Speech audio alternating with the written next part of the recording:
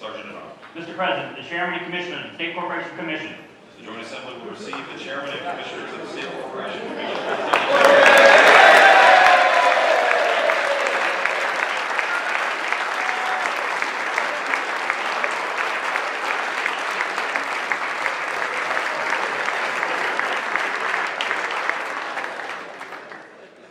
Sergeant at Arms.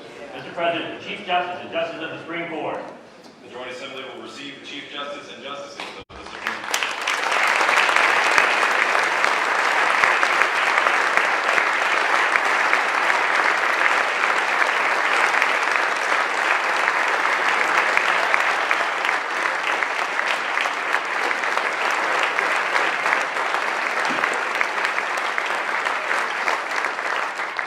Sergeant at Arms. Mr. President, the Attorney General of Virginia.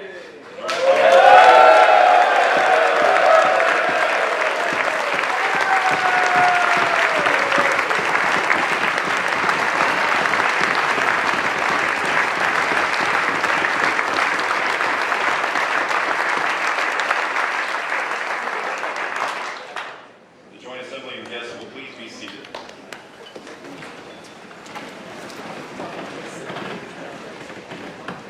The Joint Assembly will be in attendance.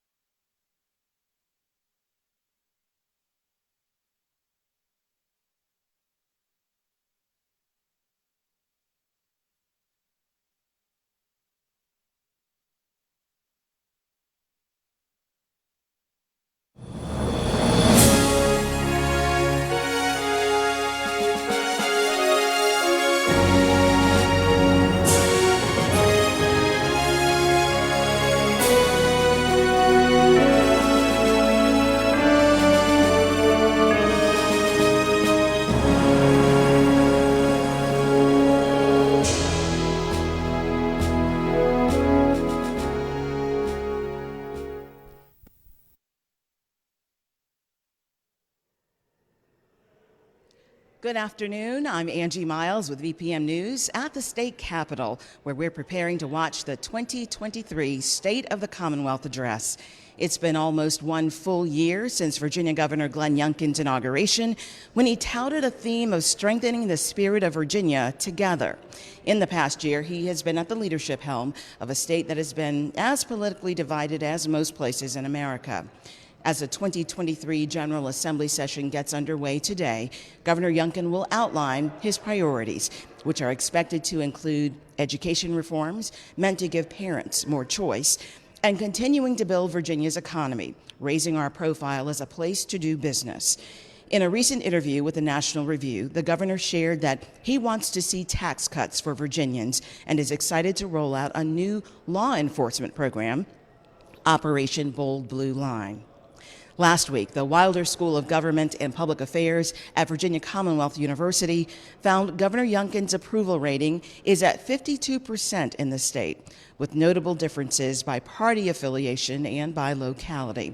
We will soon hear whether Mr. Youngkin will seek in his remarks to promote what's most popular for his conservative base, or whether he will return to that conciliatory message of last year's inauguration in treating citizens of the Commonwealth to strengthen Virginia's spirit together. In just a moment, we will be hearing from the Governor of Virginia, Glenn Youngkin.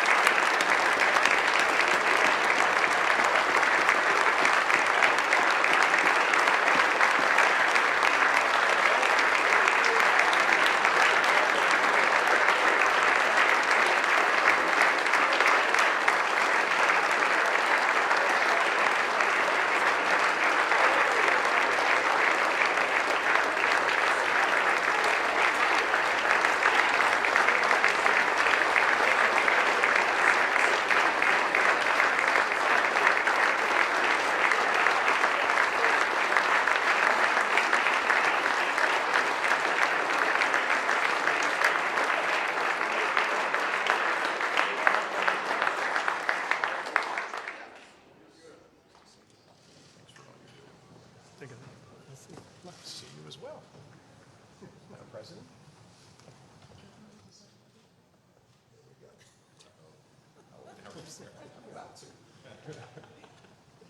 Joint Assembly and guests, please be seated. Yes. I can be seated too? Okay, I will, right here. Thank you. As Speaker of the House of Delegates and President of the Joint Assembly, it's my pleasure to present to you His Excellency, the Governor of the Commonwealth of Virginia, the Honorable Glenn Youngkin. Thank you. Thank you. Thank you. Thank you. Thank you. Thank you. Thank you. Thank you. Thank you. Thank you. Welcome. Thank you.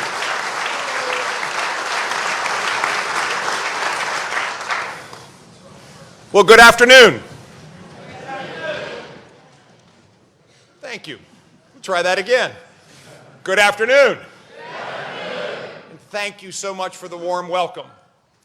Mr. Speaker, Lieutenant Governor Earl Sears, Madam President, Attorney General Miyares, Chief Justice Goodwin, members of the General Assembly, members of the Cabinet, members of our Supreme Court, my fellow Virginians, I'm honored to be with you again in the storied halls of Mr. Jefferson's Capitol. The first version of Virginia's Constitution was written in 1776, in the first spring of the American Revolution. The second version of our state's chartering document, and every one since, requires, with great wisdom, I believe, the governor to communicate to the General Assembly the condition of the Commonwealth. Now, the challenges we face today are different from those our founders faced in 1776.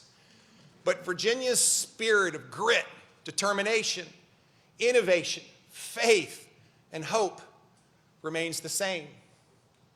Today, it is my honor to be with all of you, to laud the progress we've made, but also to call upon all of us to focus on the work yet to be done. Fortunately, I'm not alone in this task or on this journey. I'm joined this afternoon by two of our four children, Grant and John, and I'm joined every day by the love of my life, who stands by me as a devoted partner in marriage, in parenting, and in service to this great Commonwealth. Our First Lady, Suzanne Youngkin.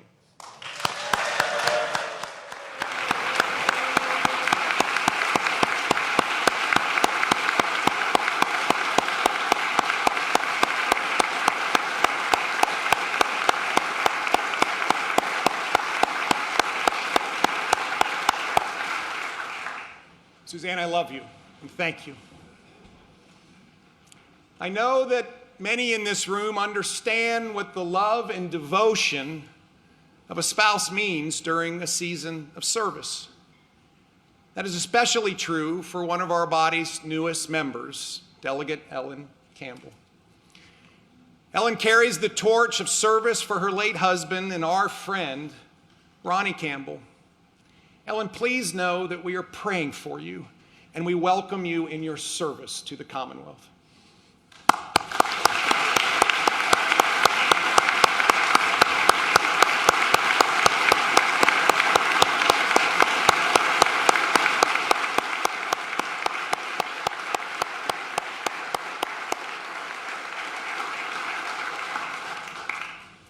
We also have other new members of this esteemed body here this afternoon. We welcome Delegate Holly Seabold. Hey, where are you? There she is.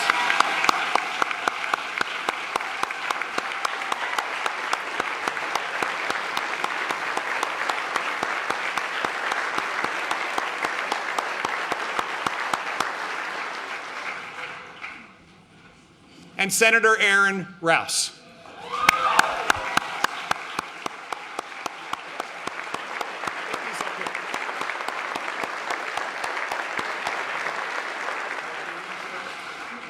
I want to thank all of you for your willingness to serve this great Commonwealth. Now, consistent with my constitutional responsibilities and my great honor and privilege of serving all Virginians, I'm here this afternoon to communicate that the state of our Commonwealth is substantially better than it was last year.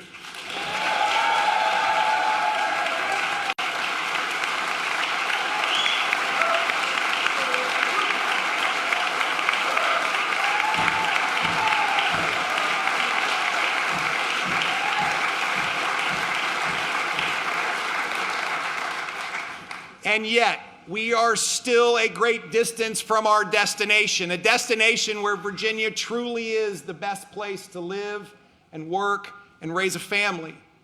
I'm here this afternoon to urge us to accelerate our efforts to get more done and to get it done faster, and to make Virginia even stronger so we can compete to win economically, attract the best jobs, and unlock the dreams and rich talents of all Virginians.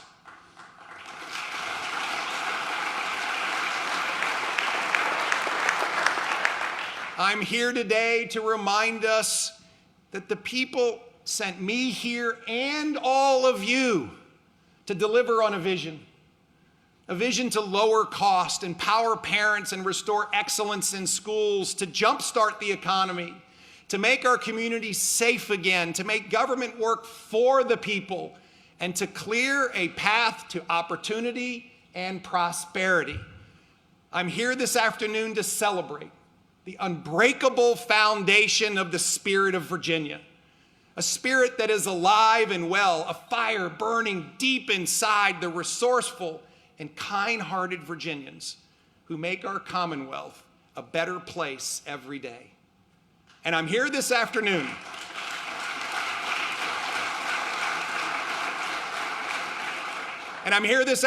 to challenge us to build the people's confidence in their elected leaders, to demonstrate to our children the best of representative government, not just by what we accomplish, but even more so by how we conduct ourselves, and to bring us closer together as brothers, as sisters, as friends, and as neighbors.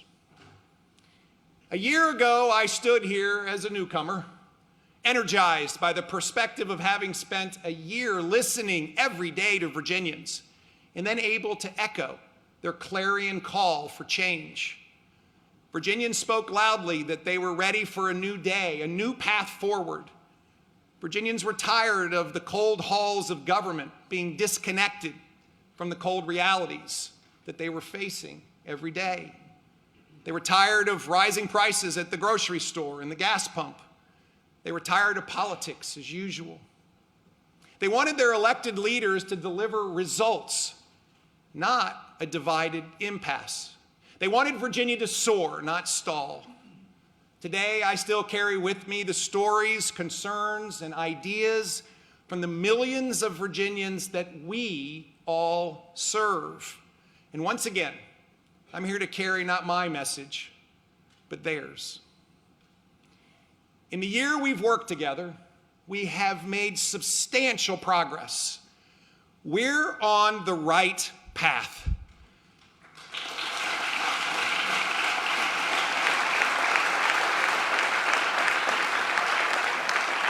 We're on the right path, and Virginians know it.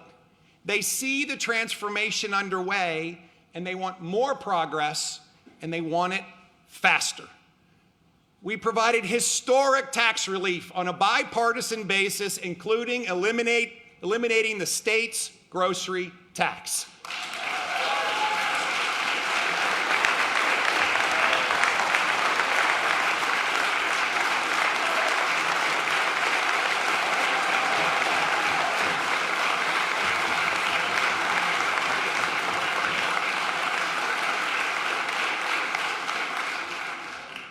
I was so pleased to see my Democratic friends join us recently in celebrating the end of this regressive tax. something Virginians came together around during the campaign. That's definitely a clear sign that there is bipartisan momentum for more tax relief this session.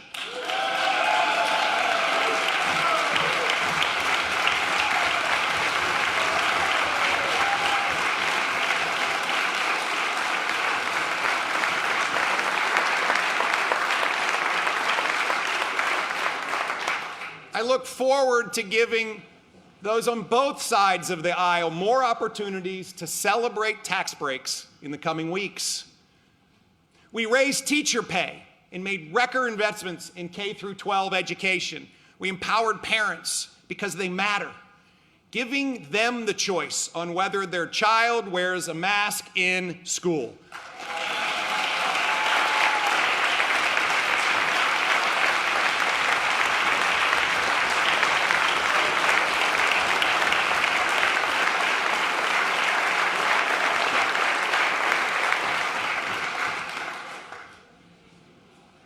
Again, on a bipartisan basis, we finally started being honest about the state of our education in the Commonwealth, that Virginia's children were falling further and further behind, and we took necessary steps to get our children back on track. We embraced, through the Virginia Literacy Act, again, on a bipartisan basis, the science of reading.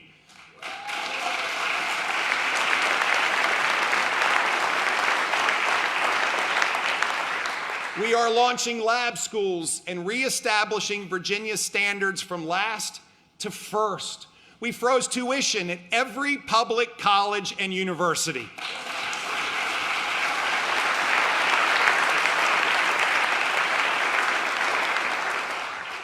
We backed the blue with historic investments in salaries, training, and equipment.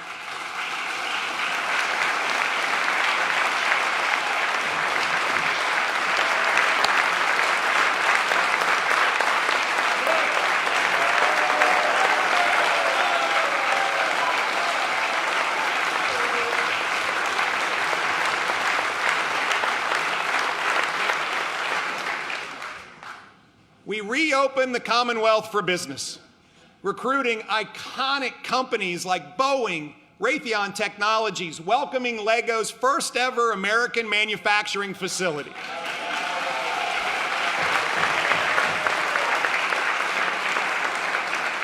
And we watched companies like Plenty and Rocket Lab and Drone Up launch next-gen ag tech, rockets, and drones right here in Virginia.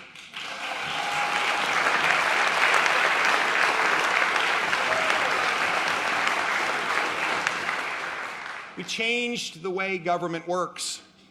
The Virginia Employment Commission worked through 900,000 backlog claims, and the DMV made life simpler, not harder. And we saved over $1.2 billion in taxpayer money.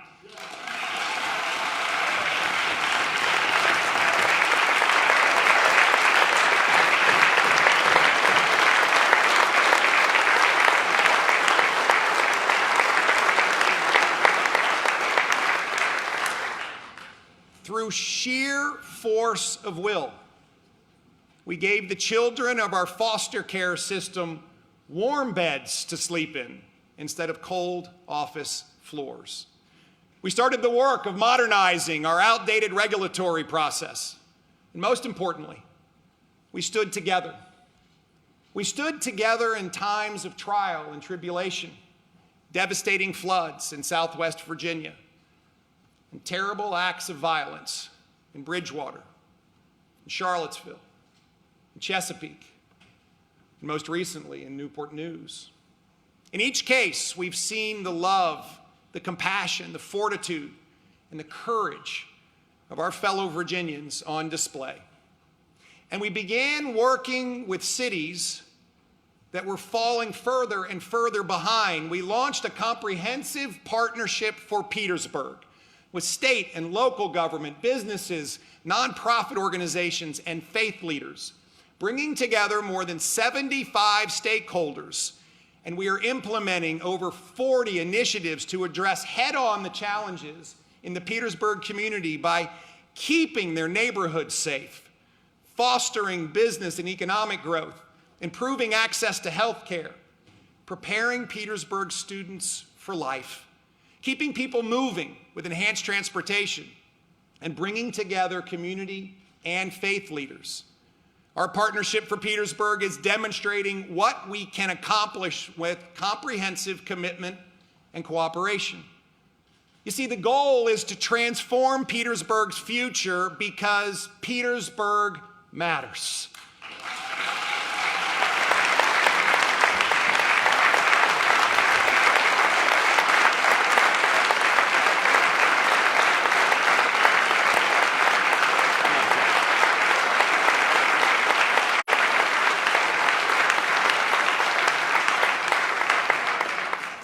This partnership is the catalyst for the city's renewal and a template for other struggling cities.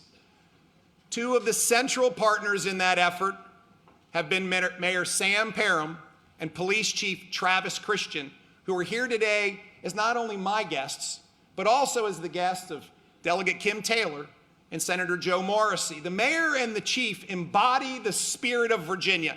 They represent the millions of Virginians who desperately want their leaders to set aside politics and focus on delivering results. Mayor Parham and Chief Christian, would you please stand, and would all of my colleagues please express your gratitude for your leadership.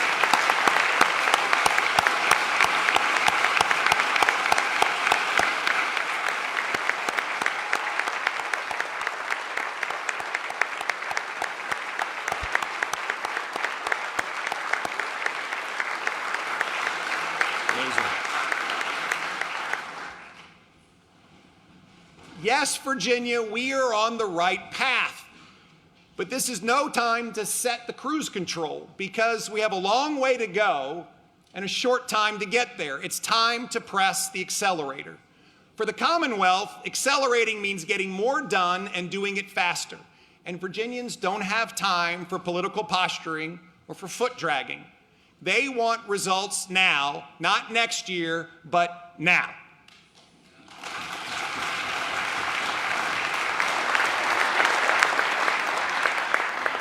Throughout my career in business, and now as your governor, I've maintained a simple rule that I will apply here today. Don't sidestep problems, clearly understand them, identify solutions, and get going. As I've traveled the Commonwealth and listened closely to the stories of Virginians, we truly are on a path to a better future, but we're nowhere near done. Virginia's strengths are clear: an unrivaled location, extraordinary workforce, top-ranked higher education, a leading port, and our right-to-work status, just to name a few. There are some concerning signs, however, and we must pay attention. Today, we need to be clear about the challenges that we face. At the heart of our economic challenge is growth. A growing economy, growing jobs, growing population, and a growing workforce drive revenue, drive opportunity, and drive our quality of life. And with the silent thief of inflation let loose by President Biden, inflation that's stealing Virginians' hard-earned money, growth is more important than ever. This endeavor is different because our success is not gained in isolation. We faced relentless competition from the surrounding states. We have to compete to win. Despite the progress that we have made over the past year, our path forward is directed by an undeniable set of disturbing facts. Since the start of the pandemic, Virginia has been in the bottom 10 for net out-migration in the country. The states we compete against for jobs and investment and opportunity are on the opposite end of that spectrum. North Carolina, South Carolina, Tennessee, Georgia, Florida, Texas are all in the top 10 for net in-migration. These states have grown by more than 1.7 million people, while Virginia has lost over 32,000. Make no mistake, this trend started before the pandemic. Virginia has seen net outmigration for 9 straight years. 2013 was when the states we compete with for people and talent and jobs started lowering tax rates for businesses or for families or both, and started moving aggressively to make their business climates more competitive. Virginia fell behind. When I took office, Virginia was 47th in the nation for job recovery from the pandemic. Since then, more than 85,000 Virginians are working, placing Virginia now in the top 20 of states for job growth since the turn of the year.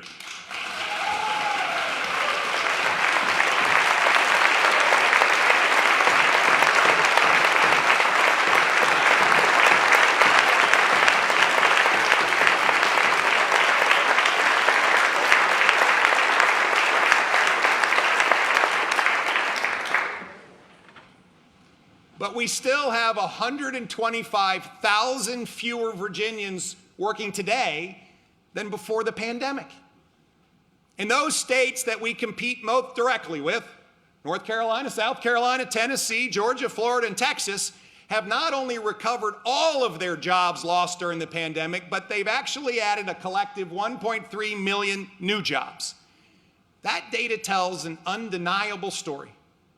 Virginians are moving to states with lower taxes and a lower cost of living, and as those Virginians pack up and move away, so go the jobs, so go their investments, and so go the tax revenue they drive. Across the United States in the last fiscal year alone, economic development projects were announced representing over 600,000 jobs and nearly $400 billion in capital investment. What was Virginia's share of those projects?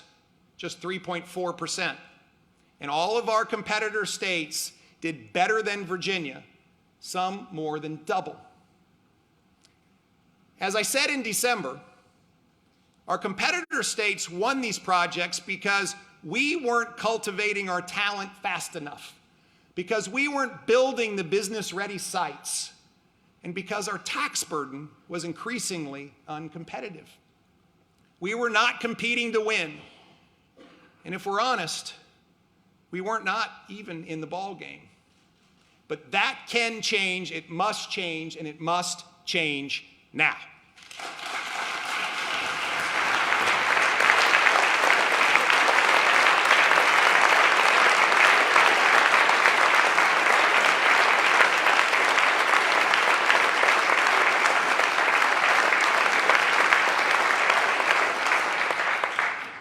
I know there is bipartisan support in this chamber when it comes to harnessing our talent.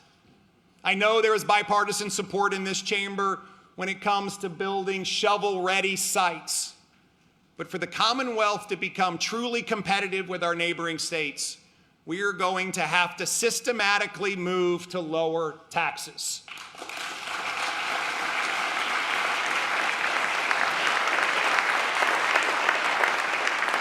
To make Virginia more attractive to young people, to families, to veterans, and retirees, and more competitive for business.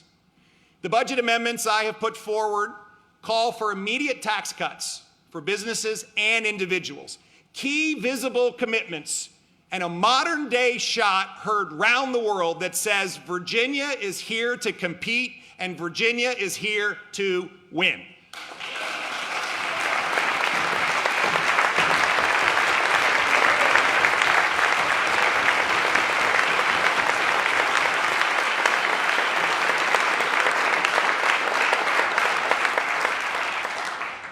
We want all of our veterans to stay here.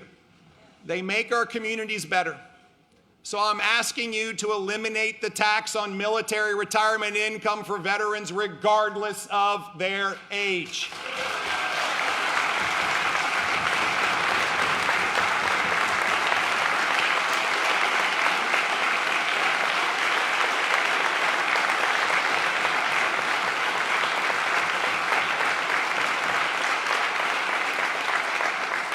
I'm also asking you to finish the work we started last year increase again the standard deduction by another 20%, a change that helps all Virginians.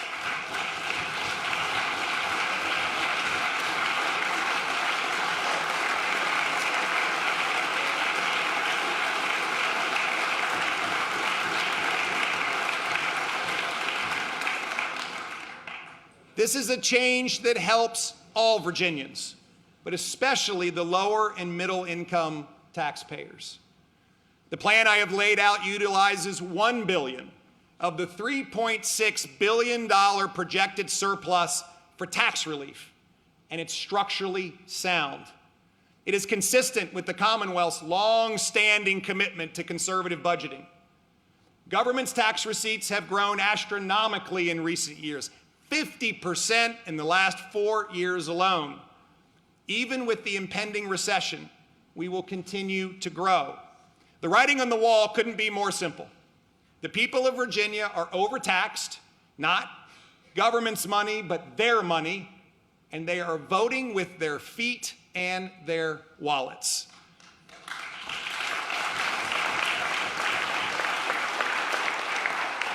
When combined with last year's tax relief, our plan would save a typical family more than $1,900, and over 47,000 working Virginians would have their tax liability eliminated entirely.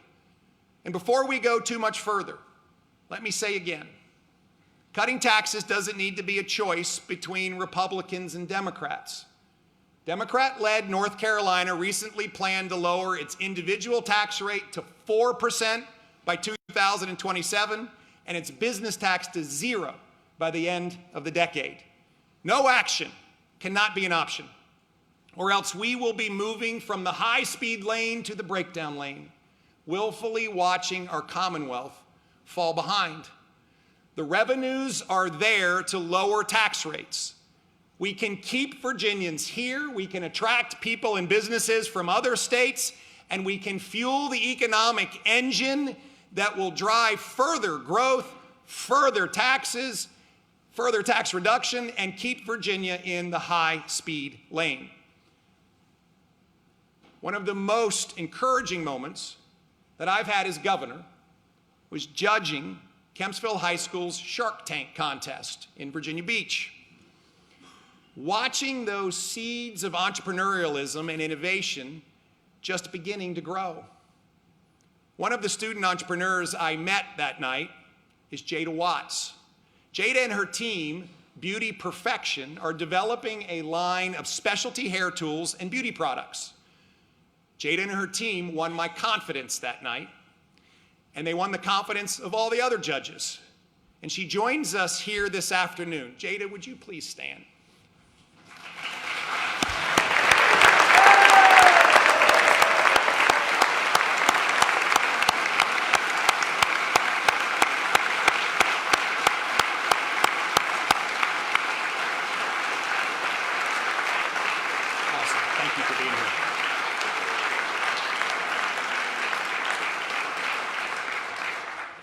On behalf of the Commonwealth of Virginia, I want to thank you for using your entrepreneurial spirit to enrich your community.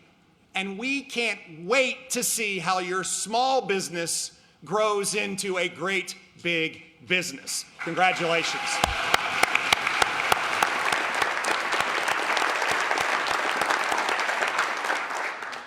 Jada's story is an inspiring one.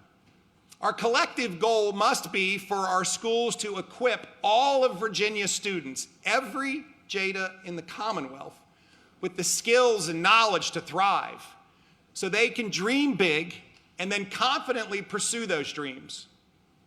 When it comes to what's truly at the heart of our Commonwealth's future, our children, we know that we have real work to do. This past year's NAEP results painted a clear and unmistakable picture of learning loss across the Commonwealth. Virginia's children suffered the largest decline of any state in the country for fourth grade literacy and tied for the largest decline in fourth grade math. Every parent in Virginia is now acutely aware that years ago, the educational standards were systematically lowered. And sadly, those lowered expectations were met. Virginia's children bear the brunt of those misguided decisions. It's absolutely unacceptable by any standard and from any perspective. We must teach our kids to read. I'm asking you to extend the reading specialist under the Virginia Literacy Act to the 5th grade. We must teach our kids to do math. I'm asking you to provide specialists for those poorest performing schools. We must teach our children all of our history, the good and the bad. Parents matter, and we must protect their fundamental right to make decisions concerning the upbringing, education, and care of their children. We must provide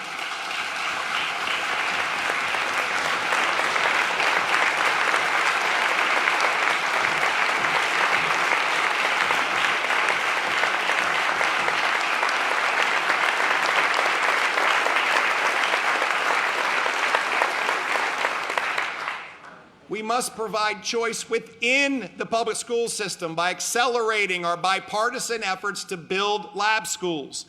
And we must accelerate dual enrollment partnerships between our high schools and our community college system, so we will realize a day when every child graduates in the Commonwealth of Virginia with an industry-recognized credential.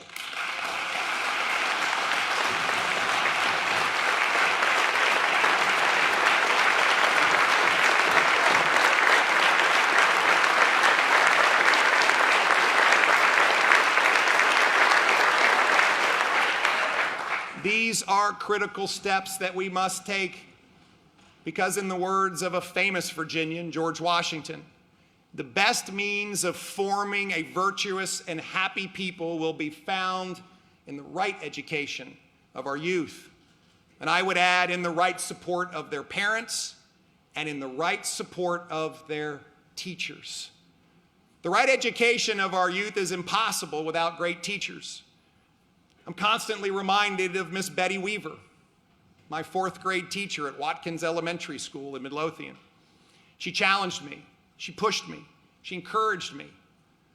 That's why I'm asking you to build on the bipartisan 10% pay raises, bonuses, and record investment that we made in education last year together. Join me in providing an additional retention bonus to our teachers, as well as $50 million in performance-based bonuses for the very best teachers.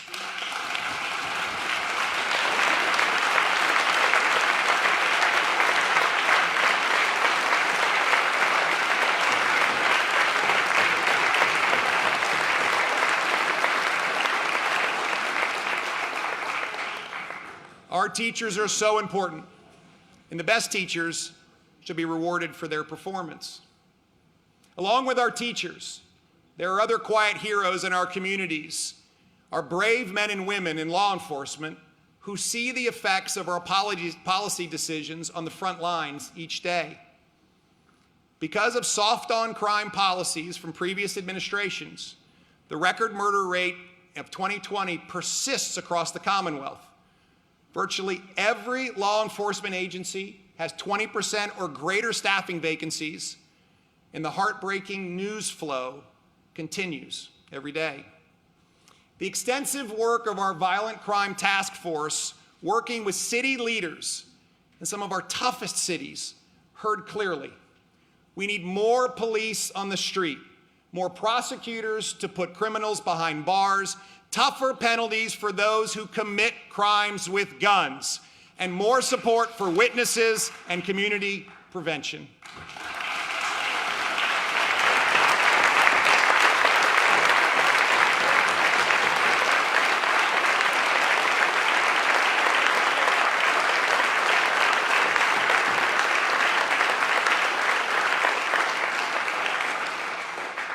Operation Bold Blue Line focuses precisely on those areas, especially more police on the street, more of the quiet heroes who put on a bulletproof vest every day to go to work. We must recruit 2,000 more badges by focusing on high school programs, college programs, retiring military personnel, and attracting law enforcement officers from out of state. We've created and are supporting an expedited Option 5 out-of-state lateral program so great law enforcement officers can bring their skills and love of service to the Commonwealth. And I'm pleased today to welcome Marine veteran and Officer Juan Hernandez. Officer Hernandez, would you please stand?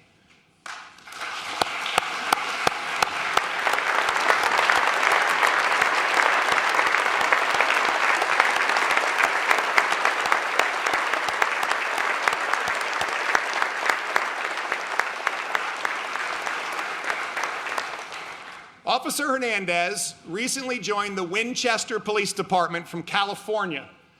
He took advantage of the Option 5 Training Academy, leaving California with his wife Vanessa and 2 children, Joseph and Melina.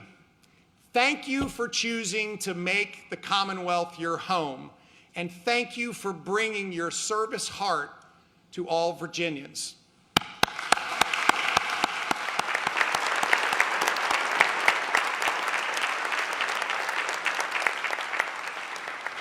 I want to extend my thanks to all of the law enforcement heroes, troopers, sheriff deputies, police officers, every person behind a badge that keeps our families safe with great skill and courage. You are also on the front lines of the challenges facing our behavioral health system and our ongoing fight against fentanyl. Virginia, like the country, is experiencing a behavioral health crisis. And our behavioral health system is overwhelmed, grappling with a level of mental health and substance use issues never seen before, all too often resulting in violence, suicide, and murder. Last month, I stood at Henrico Doctors Hospital to announce a 3-year plan to fundamentally transform our behavioral health system. The Right Help Right Now plan is comprehensive. And I ask this General Assembly to fully fund the $230 million bold first step of this plan.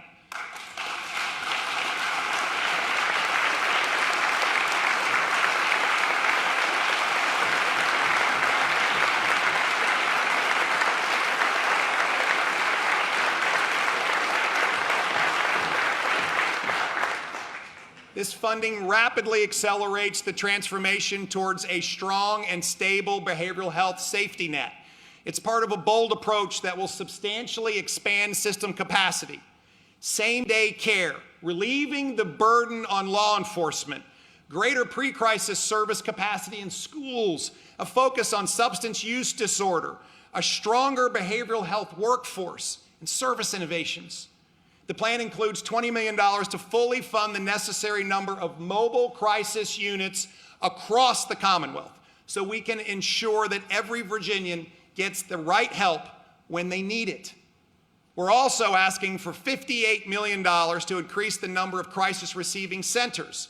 This includes fully funding the number of necessary centers in Southwest Virginia and Hampton Roads, regions that have been too often left behind.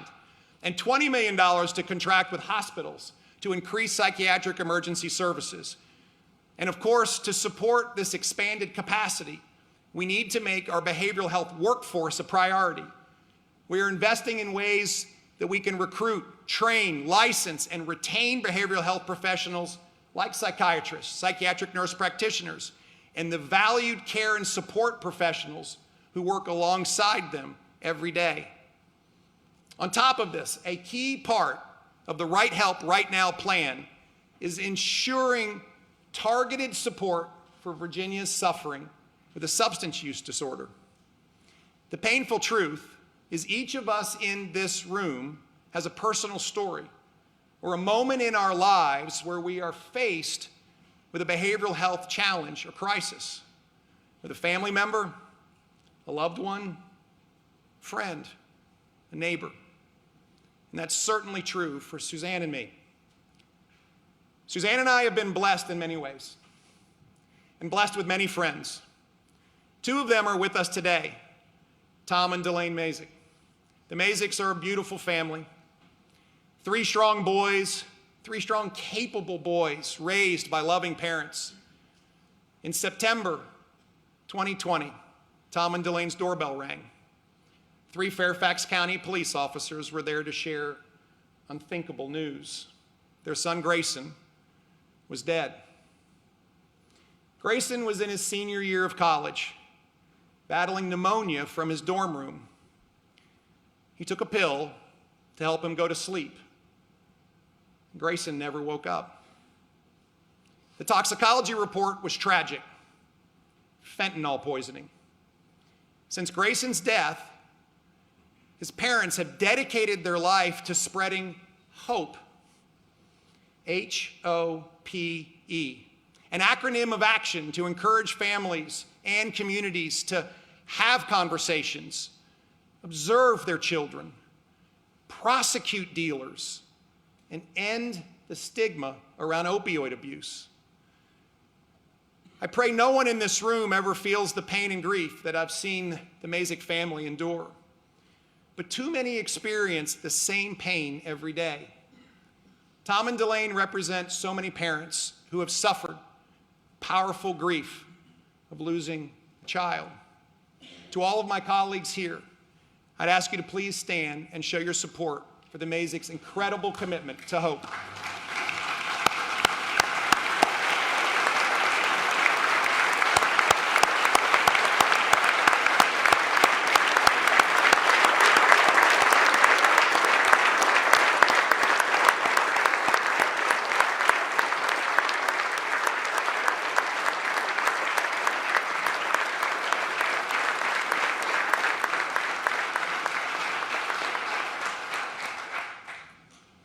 To all the other parents out there, know that you are not alone. And know that we are working together to take action. Actions like statewide prevention efforts directed and funded by the Opioid Abatement Authority, along with full funding for Narcan supplies and training across the Commonwealth. But we must combat the source. 2 years ago, this body passed a bill to make the sale, manufacture, and distribution of drugs killing our children, our friends, and our neighbors a felony homicide. It was vetoed by the last governor, despite the fact it could have and would have saved countless lives. Send me that bill again, and I promise you I will sign it.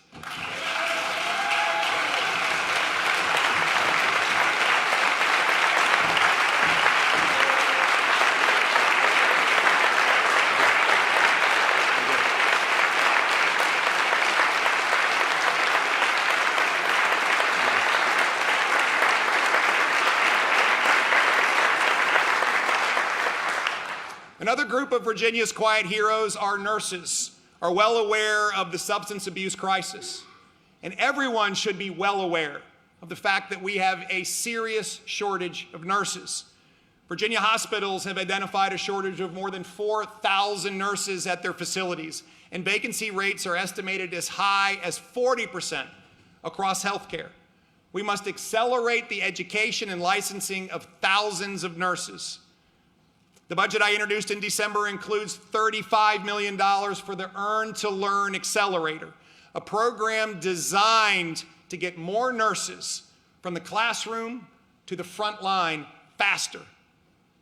Caitlin Neeson is a nurse from Stafford County, and she's here with us in the gallery this afternoon. Caitlin, would you please stand?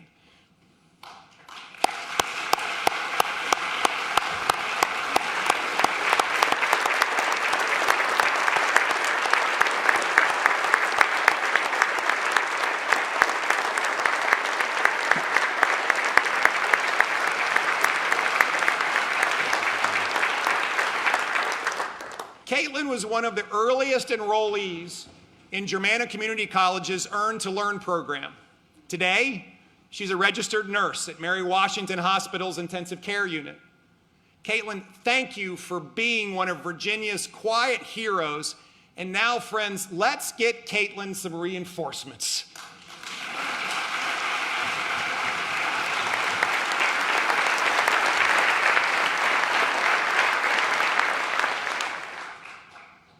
As we embark on the next 46 days, when it comes to unborn children, we can come together. We can choose life and choose to support mothers, fathers, and families in difficult decisions.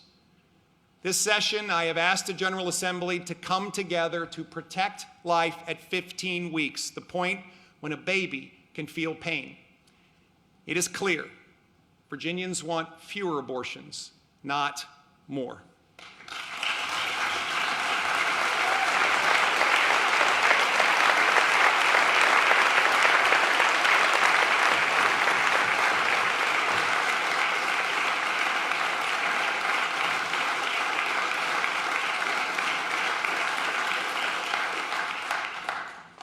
As we shift into high gear, we have some common sense decisions to make and actions to take. Common sense is something that's all too lacking in government and politics these days. Too often, we're bogged down by the mental gymnastics of partisanship, the heavy weight of hands that do too much finger pointing, and a media culture that stokes controversy instead of collaboration. But in a Commonwealth that was founded for the people, by the people, we must change course. With courage and conviction, we can and we will restore common sense to governing. In choosing common sense, we can start with Virginia's energy policy. Energy is vital. It's a vital commodity that we use to keep a newborn baby warm in the NICU, senior citizens cool in hot summer days, and the lights on during the dinner rush at the family diner down the street. It should not and will not be subject to politics as usual. So our path forward will embrace the and reject the or of energy politics. With our all-American, all-of-the-above approach, Virginians will get affordable and reliable and increasingly clean energy without being tied to unattainable long-term requirements. That's why I'm committed to working in partnership with each and any of you on legislation to end the rapidly rising electricity rates that are hurting families and making businesses less competitive.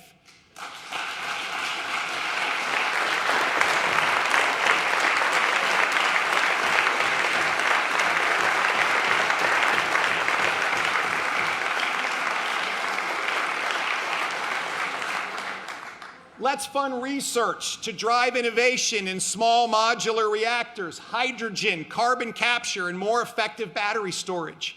Let's set realistic carbon reduction goals every 5 years, as opposed to etching in stone 30-year plans based more on hope than reality.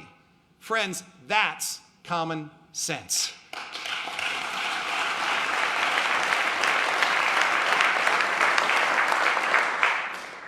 It defies common sense that in 2021, lawmakers decided that instead of writing our own electric vehicle laws, Virginia would simply do whatever California decides to do. Because lawmakers outsourced their responsibilities and surrendered our values to California, Virginia faces a mandate starting in 2024 that limits and eventually bans the buying of gas-powered cars and trucks. Unless we act, Virginia is hostage to the extreme policies of California. Common sense says that the law of Virginia should be written by elected leaders here in Virginia.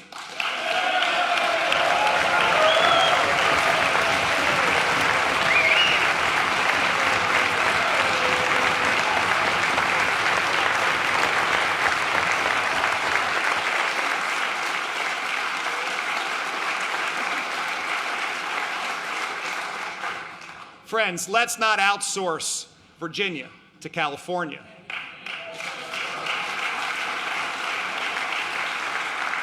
It should also be common sense to set realistic goals when it comes to preserving and cleaning up the Chesapeake Bay. As I reaffirmed our administration's commitment to working with you to leave the natural wonders of Virginia in a better place than we found them, I shared with the money committees in August that we inherited a Virginia woefully behind on its 2025 Chesapeake Bay goals. Now we're taking a new direction. The budget I've asked you to adopt includes $200 million for the Resilient Virginia Revolving Loan Fund, $237 million for nutrient removal projects, and another $100 million for Richmond's failing combined sewer overflow system. We don't need a carbon tax to do what's right for the Chesapeake Bay.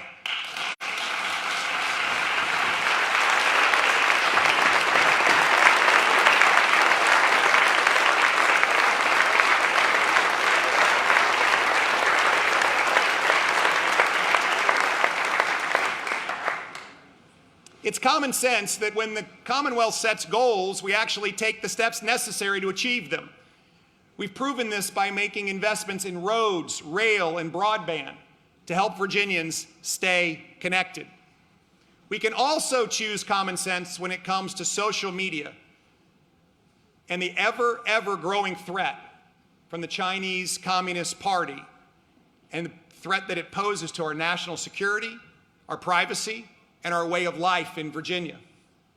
We know that our children use technology at an unthinkable breakneck pace, but the data of our teenagers should not be used and manipulated by big tech companies.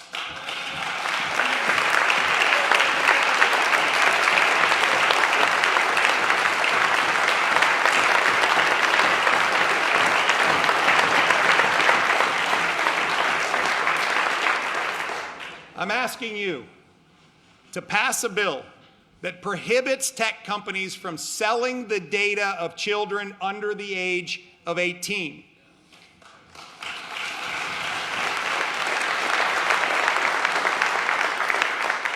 Last month, I signed an executive order banning TikTok and WeChat on state-owned devices.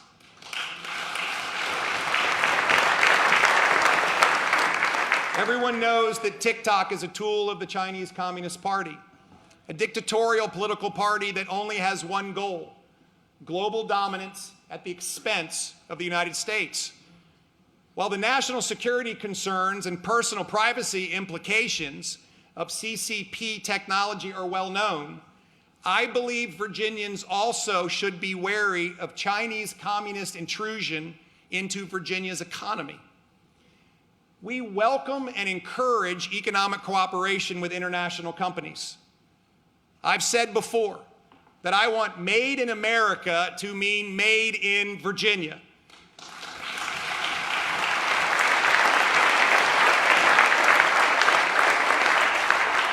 But let me be clear. Made in Virginia cannot be a front for the Chinese Communist Party.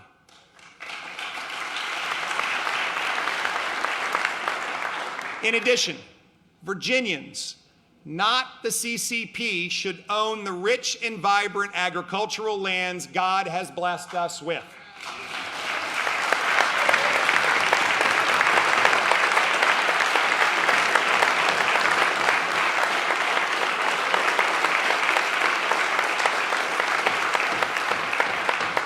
That is why I'm asking this General Assembly to send me a bill to prohibit dangerous foreign entities tied to the CCP from purchasing Virginia's farmland.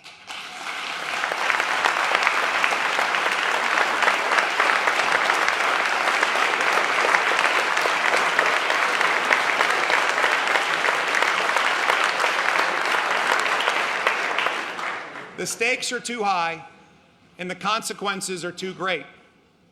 Friends, that's just common sense. And I hope throughout our time here that as we reach moments of impasse, whether it's on who should own Virginia's farmland or how to protect the privacy of our children online or whether Virginia law should be written in Virginia or California, we will find the courage and the confidence to choose common sense. This afternoon, I've been honored to welcome a few of our fellow Virginians to the Capitol. You met Mayor Parham and Chief Christian. You met Jada Watts. You met Officer Rodriguez. You met Caitlin Neeson. And you've heard the gut-wrenching story of our friends, Tom and Delane Mazik, and the way they've turned their grief into hope. I've shared these stories with you because they embody the spirit of Virginia, and there are so many more stories behind them. Suzanne and I were blessed this year with the opportunity to present 6 Spirit of Virginia Awards to deserving individuals and organizations who are strengthening the spirit of Virginia.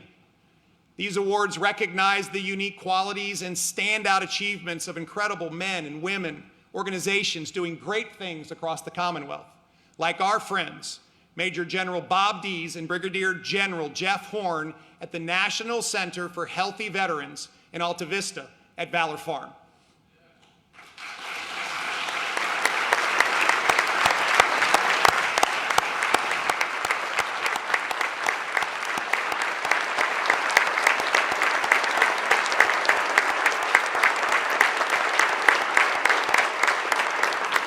The Valor Farm is a shining example of the embodiment of the spirit of Virginia, an effort maintained by hundreds of volunteers to lift up those who have sacrificed in the name of freedom and the defense of liberty.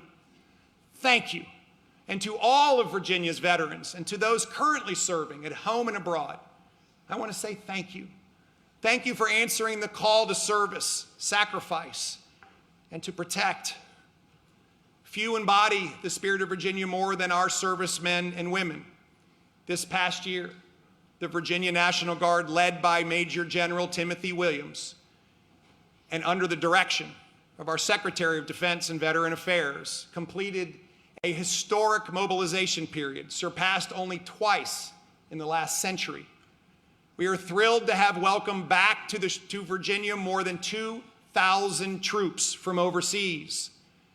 Here at home, these heroes are always ready to assist their fellow Virginians in times of need, whether responding to a natural or man-made disaster. Our citizen soldiers and their families are highly adaptable and critical to the Commonwealth's security.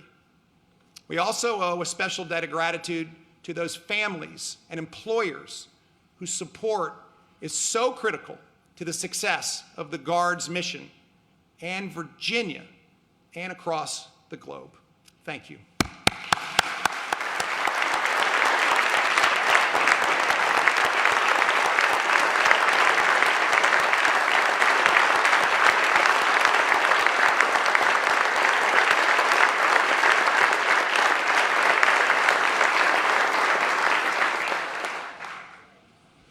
To shine a light on more incredible Virginians, the First Lady has also had the chance to feature women from across the Commonwealth in her sisterhood spotlights.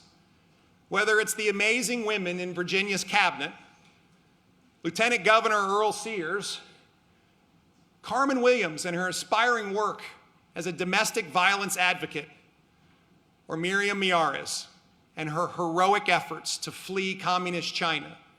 Each of these women carries the flame that is the spirit of Virginia. These individuals give us hope. They give us reason to believe that just as they believed in 1776, the spirit of Virginia is alive and well today.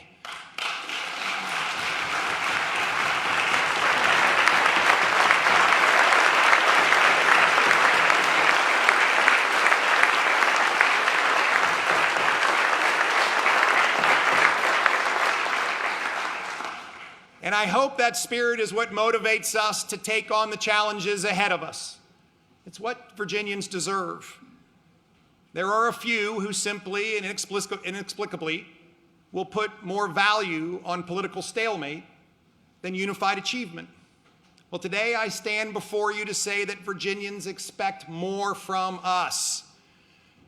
Because while the people expect us to debate and argue over what divides us, Virginians demand that we come together on what unites us.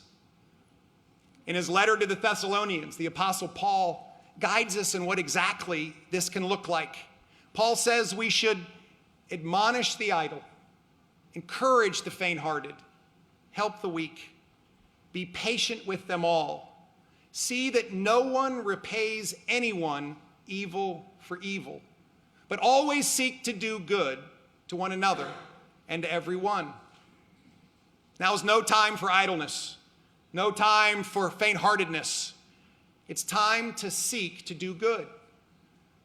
Friends, Virginia is the birthplace of America, the most exceptional nation the world has ever known. And while we have not always lived up to those ideals, through the faith and determination that has been seared in our hearts by a loving and almighty Creator, we have always strived to do better.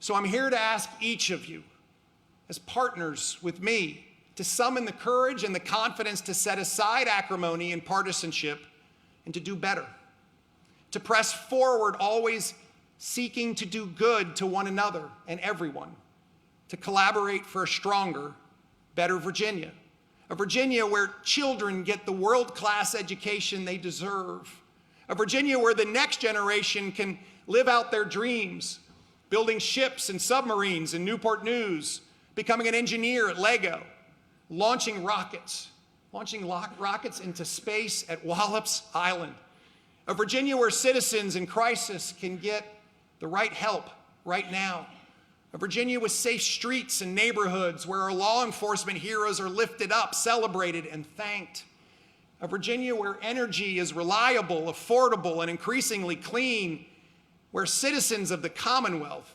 govern and make decisions for themselves, a Virginia with a vibrant, growing population because our foot is on the economic accelerator, a Virginia where we are winning.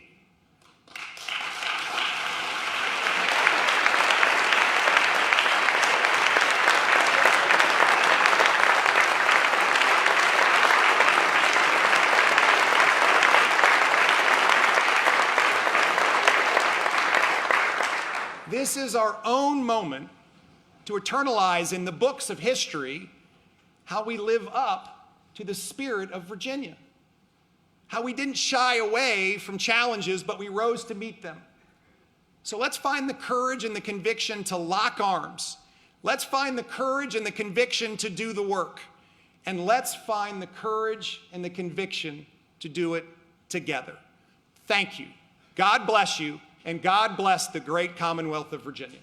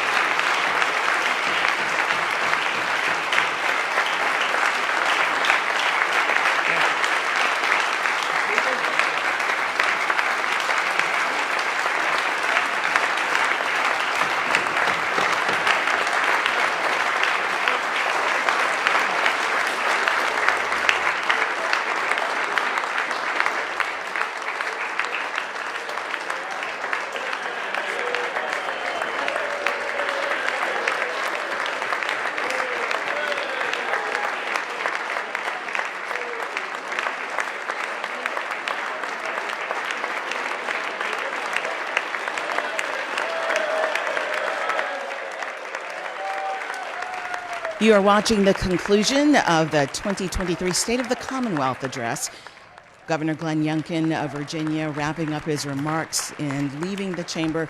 This is Angie Miles with VPM News, and we did in fact hear Mr. Youngkin invoking that spirit of Virginians working together as he talked about highlights from the past year and his initiatives that he'd like to see passed in the year ahead on this first day of the General Assembly. He said that we were here to celebrate victories and bipartisanship, including the elimination of the grocery tax, the increase in teacher pay, and enacting the Virginia Literacy Act.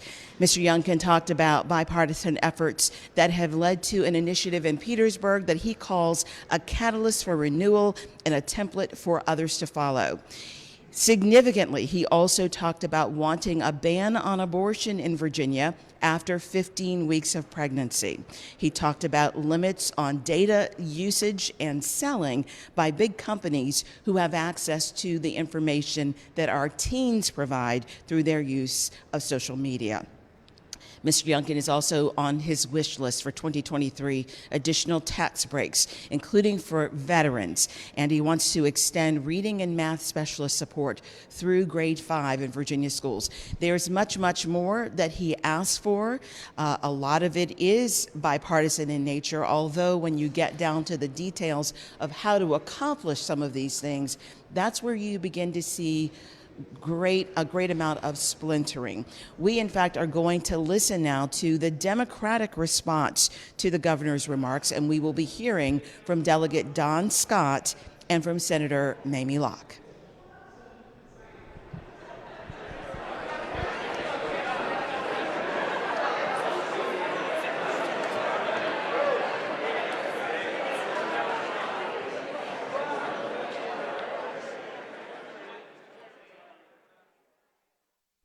I'm Don Scott, the Democratic leader of the House of Delegates. And I'm Mamie Locke, Senate Democratic Caucus Chair. Allow me to get right to the chase on what we Democrats are for: solving problems for Virginia families, lowering costs for hardworking Virginians, delivering a world-class education to kids, protecting freedoms of all Virginians, making every community safer. And as House Democrats, we're ready to get things done on all these fronts for Virginia families. And it's in our plan, the Vision for Virginia. A vision that meets the real problems Virginia faces with real solutions. It's what the people of Virginia deserve, and it's what they're going to get from us. We're ready to work with anyone to get our Commonwealth back on track. I earnestly hope the Republican Party joins us. Now let's get to the speech we just heard. We heard from a governor focused on running for president and appeasing the MAGA movement, not looking out for families. A governor who wants to give handouts and tax breaks to the wealthiest among us. House Democrats want to cut taxes for working families and small businesses. A governor wants to take freedoms away from Virginia. House Democrats will always protect women's right to choose. A governor who's reckless on climate change and wants to take us backwards. House Democrats believe in science and acting to mitigate climate change. A governor who refuses to use all the necessary tools to improve public safety. House Democrats believe in strengthening gun laws and funding law enforcement to make our communities safer. Look, Governor Youngkin seems to get his inspiration from the MAGA movement. The House Democratic Caucus takes our inspiration from the people, our friends, families, neighbors, constituents, who know how to come together to solve problems. Now, we Democrats are prepared to come together the way all Virginians do, by rising above the partisan noise and MAGA culture wars to focus on what really matters. We're going to spend this session looking to deliver on real issues, common sense gun reforms, a world-class education, and building an economy that works more for hard-working Virginians. It's what the people deserve, and it's what they'll get from Democrats this session. Good evening, Virginia. Tonight we heard Governor Youngkin tout his plan to help the wealthy and massive corporations, but nothing to help hard-working Virginians and their families. We see it differently. Democrats have a vision for Virginia, a vision for an economy that works for everyone, not just a select few. We have a vision that our freedoms, from reproductive rights, LGBTQ rights, to voting rights, remain protected. We have a vision of delivering a world-class education for every child, no matter their zip code. And we have a vision for keeping our communities safe and healthy, so Virginia can be the best place to live, work, and raise a family. And in 2023, Democrats will not stop fighting for our vision. This session, we are getting to work on day one, ready to work for you. Democrats are going to make a more affordable Virginia by passing bills that address skyrocketing prescription drug costs, the affordable housing crisis, and energy costs. We are going to fight to ensure we fully fund our public schools and stop efforts to funnel money away, addressing the crumbling infrastructure of our public schools and invest in our children's future.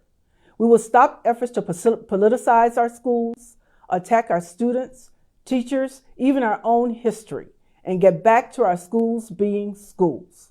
And lastly, we're going to fight for a safe and healthy Virginia by addressing the recent tragedies of mass shootings, stopping Republican efforts to roll back critical environmental protections, and rise to the challenge of the mental health care crisis with long-term solutions and investments.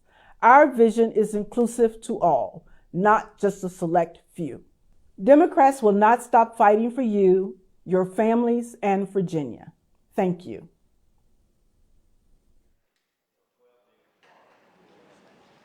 The delegate from Scott, Delegate Kilgore, moves that when the House adjourns today, adjourn to reconvene tomorrow at 12 noon. If you say that motion, to say aye. Aye. Opposed, no. The motion is agreed to. Delegate Don Scott and Senator Mamie Locke just delivered the Democratic response to Governor Glenn Youngkin's State of the Commonwealth address. You hear a lot of the goals sounding very similar, but the approach very, very different in many cases. Education, health, housing, some of the things that you heard them discuss, and those will no doubt be taken up in the General Assembly as thousands of bills come before the lawmakers. This year, we do anticipate bills indicative of a stratified Commonwealth, initiatives aimed at increasing or limiting protections for the LGBTQ community, for example, legislation meant to increase or limit allowances related to gun ownership and safety, and significantly, we expect lawmakers to haggle about abortion rights in a state where the procedure is still legal after last year's Supreme Court move denying constitutional protections for abortion. And if you were listening to the address, you did hear Governor Youngkin say something that he first talked about when he was running for the office, that he would like to see a limit on abortions in Virginia. No abortions after the 15th week of pregnancy is what he is hoping this General Assembly will deliver for him.